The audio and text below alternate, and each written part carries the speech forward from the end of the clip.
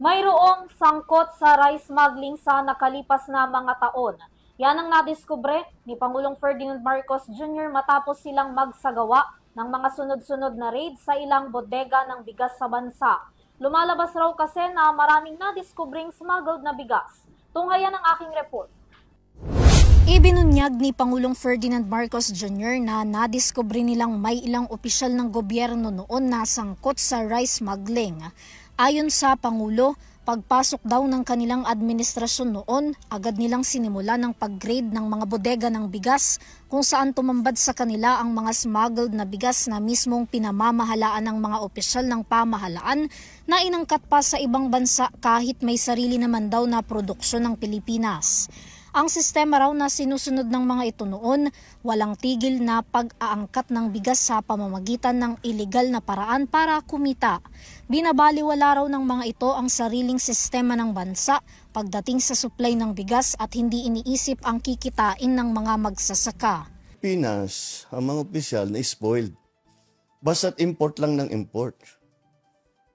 Tapos, yung importation niyan, illegal and legal. Opo. Ang lang nag-i-smuggle, mga official din ng gobyerno. Kumikita sila. Opo. O di bakit nila papalitan? Sige, pasok lang sila ng pasok. Hindi nila iniintindi ang production. Hindi iniintindi yung sistema. Hindi nila iniintindi ang presyo ng palay, ang presyo ng bigas, ang kikitain ng magsasaka. Wala. Kailan Sinabi pa ng Pangulo na ang nadiskubre nilang gawain ay naging dahilan para tanggalin ang ilang mga opisyal sa tungkulin, maghigpit sa pag-i-import ng bigas at magpatupad ng mga batas para magkaroon ng bagong konsepto.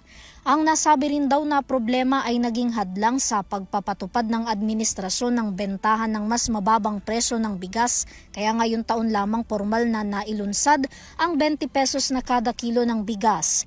Sa mga naging hakbang din daw ng administrasyon, pinatututukan nito ang pagbabantay sa mga smugglers at hoarders upang hindi na maulit pa na may mga opisyal na nasasangkot sa ganitong illegal na gawain.